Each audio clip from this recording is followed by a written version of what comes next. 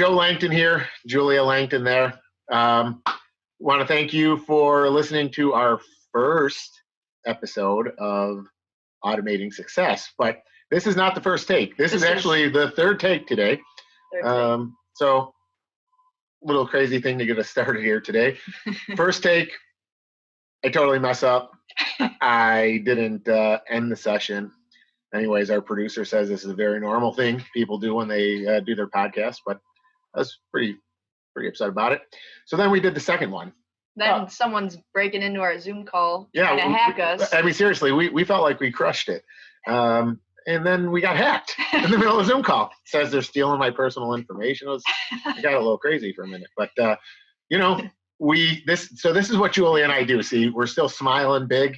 We take everything that happens. We started this at 2, and it's 8 or it's 6:30. 6:30, yeah, not 8. We'll probably be 8 by the time we're done. But you take all the crap that actually happens, and you just kind of make the best of it. So, I guess it's a good start for entertainment for our new podcast we're producing together. So, something I'll say right out of the gate that we're super proud of is, according to our producer. And I really want to get more proof of this, but we're the only father-daughter podcast in this type of segment. So I think we're pretty proud, right? Ecstatic. She didn't look ecstatic when I was saying it. She was paying too much attention to if she was getting a text message on that iPhone she's got stacked up there. I saw her. But anyhow, we'll let it pass. You didn't need to expose me, but that's all right. Consider what yourself, he does. It's what I do. So today, this is we're going to get down to it. So we're going to stop the pointless banter. So typically I will be asking other entrepreneurs like myself, manufacturers of outdoor automation, to be on this podcast and just be given some industry takes and advice on how you can be successful with automation, monitoring productivity, and just learning about other entrepreneurs and what they're doing, and hopefully will inspire some entrepreneurial spirit with this podcast. Women in business, hope to be an inspiration to that.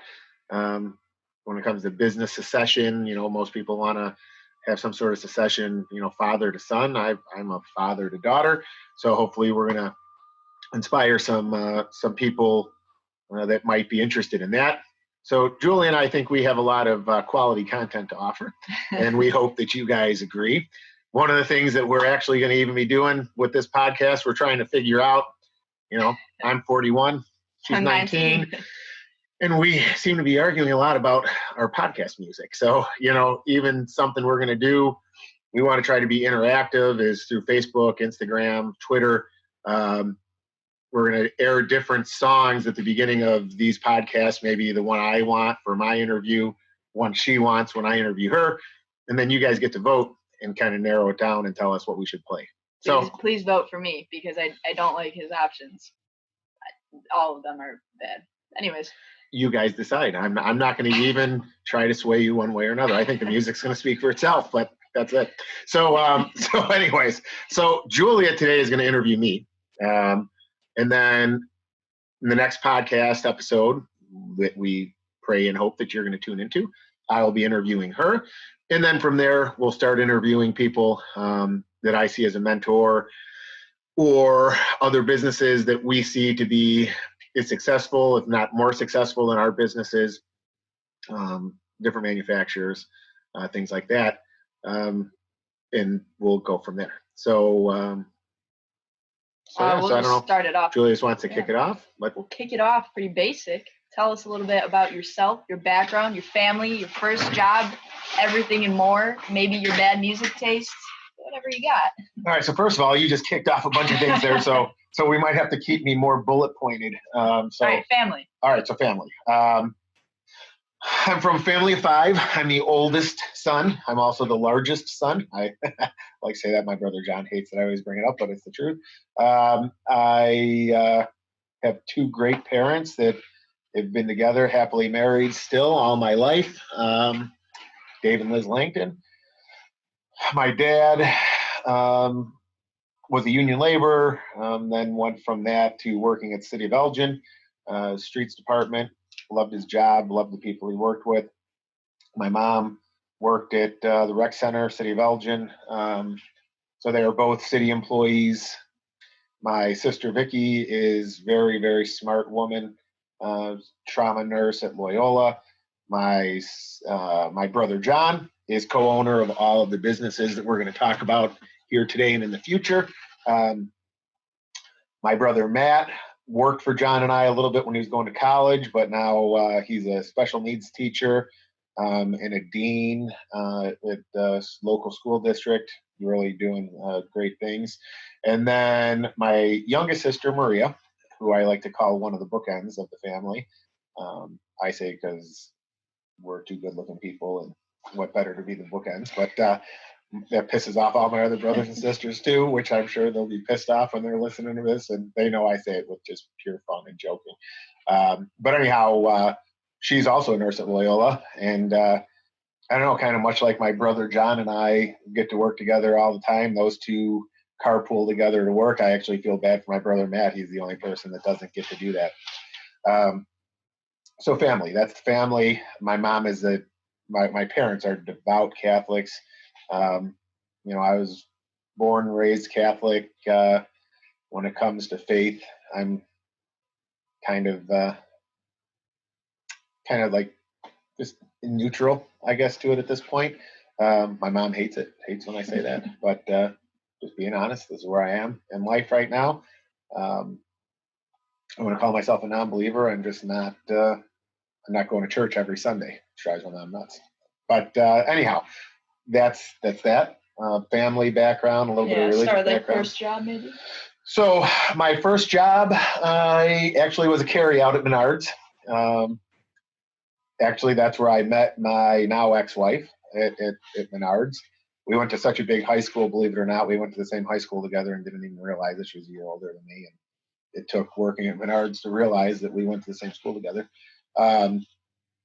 But we end up getting married early on in my life. Yeah, you were my age. Right? Yeah, I was 19 years old. I engaged at 19. Anyhow, we were talking about work though. So yeah. Menards, first job. Second job, I worked at Best Buy. I started off in car audio.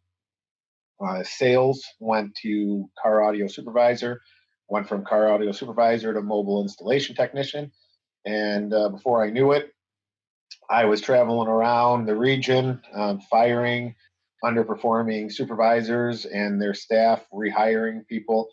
Kind of a cool story is a guy that I played football with and I'm still best friends with today, was somebody who worked for me at that install bay, and he ran the bay for me when I was doing the other bays, and we used to fight over me having a number one bay and him being number two, and we'd be kind of proud, things that went on. So I worked Best Buy for a while.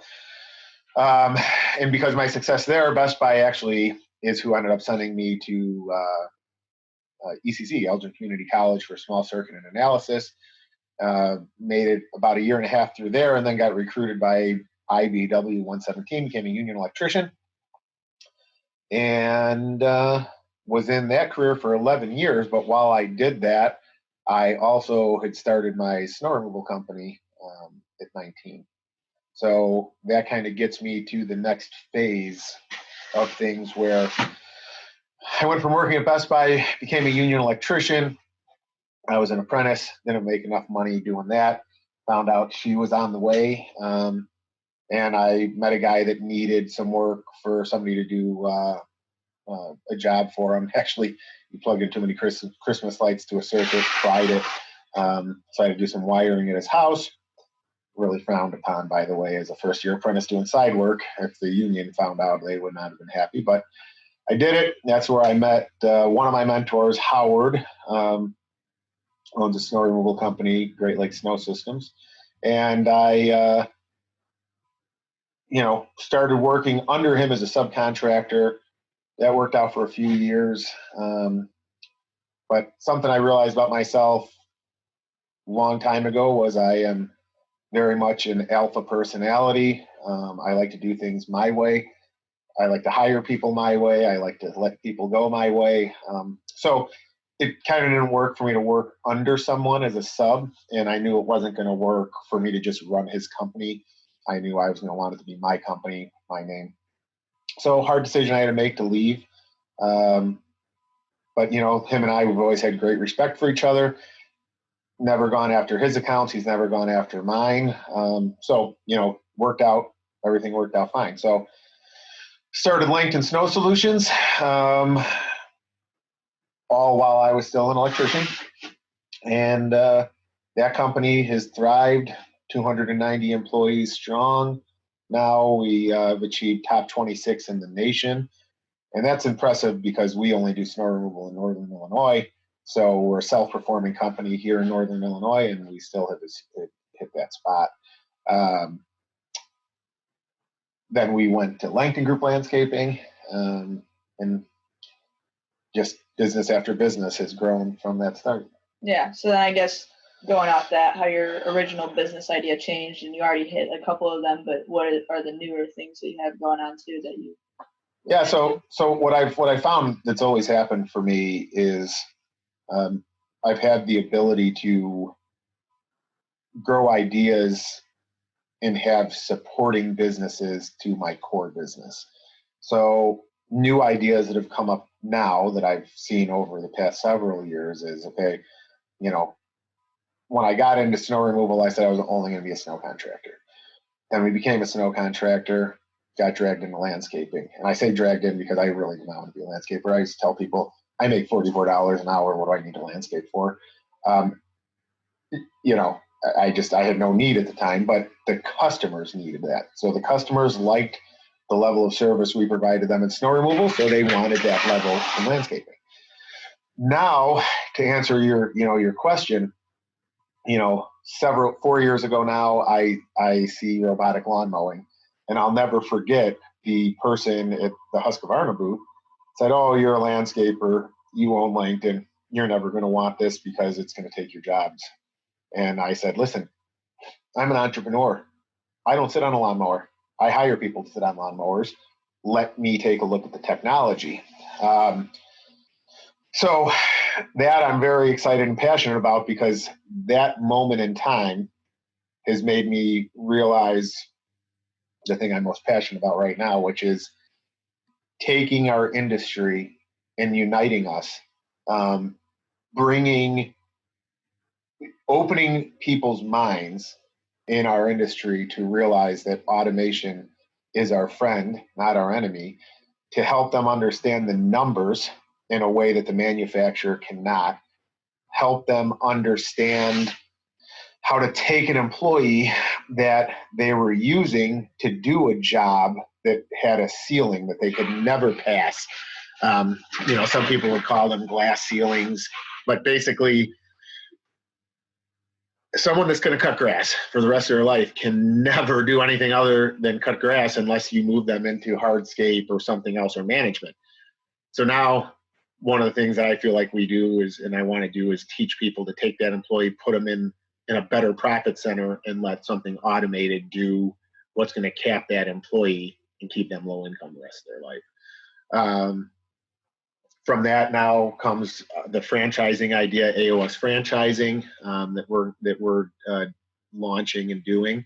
Super excited about that. Green Magic Homes, our distributorship for that. So LS Tractors. I didn't even bring up LS Tractors. So, I guess we'll get to a point where I list all those. But anyways, that's kind of where I'm at. That's my work history. I left the union years ago now, but still have some great friends and experiences that I took from that. And I believe that job offers me a unique perspective, not only on employees, because I'm that entrepreneur that has been on both sides. I'm the boss, but I've also been bossed. And I know how I liked to be managed and how I hated to be managed. So I think that having that experience has really helped make me well-rounded. And when it comes to being a business owner and having people, and so that's that, I think.